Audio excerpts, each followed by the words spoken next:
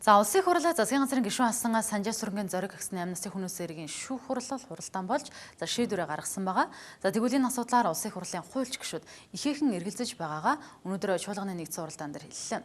За шүүх хурлыг нээлттэй явуулаагүй. Цорын ганц амьд гэрч буюу зориг агсны гэргээ болгоныг шүүх хуралдаанд оролцуулаагүй зэрэг нь эргэлзэхт нь хүргэж байгаа хэлсэн байна. За мөн улсын хурлын даргын асуудлаар өөрийн байр сууриа илэрхийллээ. Түүхийн ерөнхий зөвлөл байрыг нь 461-т хийх ёсгүй гэдэг байр суурь илэрхийлээд байхад шүүхэн 461-т хаалттай хийчлээ л дээ. Тэгээ хаалттай юм дотор олон хүн эргэлзээ төрөөд байгаа. Цорын ганцхан хүн хажууд нь байхад тэр энэ яагаад шүүх хурлд оруулж болдгоо. Бурууч ярьдаг бай, зөвч ярьдаг бай. Ямар ч тийм. Одоо тэр булганыг жил хорсны хариуцлага хэн хүлээх? Гэрчиж биш, хохирогчж биш, сэжигтэнч биш, ялдагдагч биш. Зүгээр аваачаад төгж хайчдаг. Бүтэн жил байлгаж ягаад гаргадаг. Дараа шүүх хурлд оруулдаг. За тэр шүүх хуралдааны тухай бол яг иргэдийн гомдолж гарч байгаа юм байлээ. Нийгэмд бас энийг сонирхож байгаа зүйлүүд байгаа. Дараагийн шатны шүүх одоо хурал гэж байх ёстой байх. Энэ өргөдлийн байнгын хороон дээр ирж байгаа тэр материалууд олон байгаа бол тэрийг өргөдлийн байнгын хороо ярьж хагаад эргэлж ярина. Өнөөдөр бид нар нэгдсэн хуралдаанаар энэ талаар бол ярих юм боломж бол байхгүй. За улсын хурлын гишүүдийн зүгээс сонсон ерөнхий прокурорт хандаж хэргийн талаар асуулт тавьсан. За анх прокурорын байгууллагаас шүүхэн шилжүүлснээр дагуу шүүхэн шийдвэр гарлаа гэдгийг ерөнхий прокурор тодтоглоо. Захиалгаар хүний аим хохироосймаа гэдэг зүйлэнгээр өгсөн. Хүний захиалгаар хүний аим насыг хохироожээ. Дээр нь үйлцэн гэмдэргээ нул даллахын тулд 4 хүний аим насыг шатааж хохироожээ гэж ийм зүйлэнгүүдээр одоо хэрэг шүүгэж хилцсэн. Шүүхийнхэн дагуу саяны бидний өгсөний одоо ялах дүгнэлтийн хүрээнд үнэхээр одоо энэ хүмүүс одоо гэмбуруутай байна гэж үзээд одоо шүүх шийдвэрээ гаргасан. За сануулхад улсын хурлын гишүүн, засгийн газрын гишүүн асан зоригийн дүү, за оюун шүүх хурлын шийдвэр гарсны дараа хохирогч бид шүүхийн шийдвэр үндсэлтэй гарсан гэдэгт эргэлзэж байна. За нудагийн шүүх хурлаар хэрэг эцэслэн шийдэгдэггүй гэж үзэж байна гэсэн албан ёсны мэдэгдэл гаргасан юм а.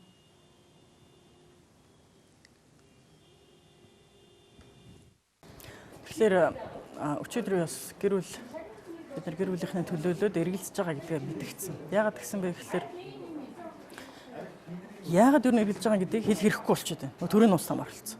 Нөгөө талаас хууль хяналтын байгууллагууд яагаад нотолж байгаа юм бэ гэд хэлэх ёстой байтал бас төрийн нууц гэж хэлж чадахгүй. Тэгэхээр чи айгүй утгагүй байдал орж байгаа байхгүй. Тэгэхээр миний анханасаа хэргийг нээлттэй болгоё гэж нийслэлийн прокурорд хүсэлт гаргаад шүүхийг нээлттэй авъя гэж хүсэлт гаргаад байгаа гол учир зангилаа нь болохоор энэ хэрэг чинь хүн амны хэрэг.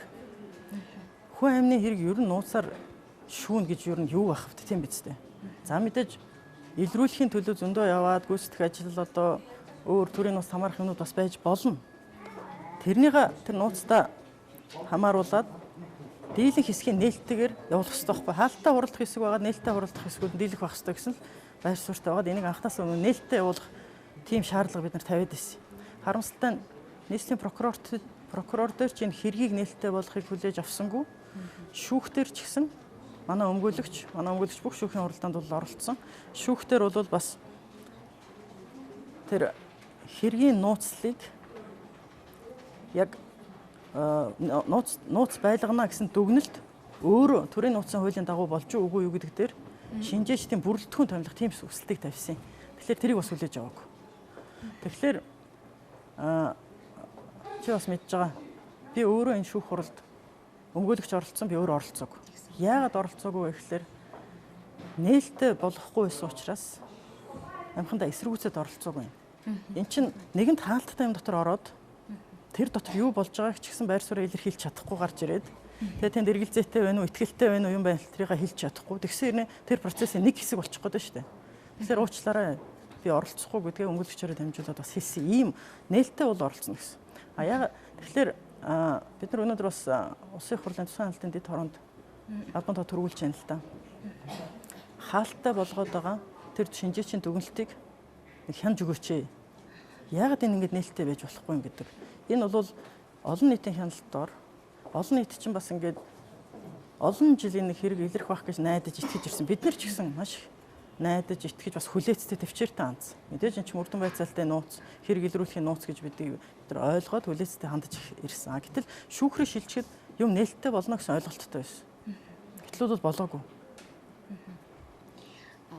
Төрийн нууц гэдэг, улсын нууц гэдэг. Та яг хохирогч талынхаа үүднээс хавц тэрэгтэй танилцсан болов 13,000 хуудас ч гэлбод бас тийм их тоо их явж исэн л да. Та танилцсан болов хавц тэрэг. Тэгэхээр 18 жилийн дараа анх удаа хэргийн хавц тэрэгтэй танилцах ийм боломжийг хохирогчийн хувьд бол олгосон. 18 жилийн дараа. Ерөнхийдөө мөрдөн байцаалтай нууц гэдэг энэ хавц тэрэгтэй танилцуулдаг байсан. Тэр нь яг хуулиндаа нөгөө мөрдөн байцаалтай нууц гэж байдаг. Шинжээчийн дүгнэлтэд танилцах боломжууд байдаг юм байлээ. Тэр боломжийг ч гэсэн ерөнхийдөө хаалттай учраас олохгүй байгаа байсан. Гэхдээ анх удаа энэ нөгөө мөрдөн байцаалт дуусаад прокурор руу шилжих шатанд бол танилцуулдаг юм байлээ. Танилцсан. Гэхдээ танилцахдаа төрийн нууц учраас гээд гарын үсэг зураа танилцж байгаа байхгүй юу? Тэгэхээр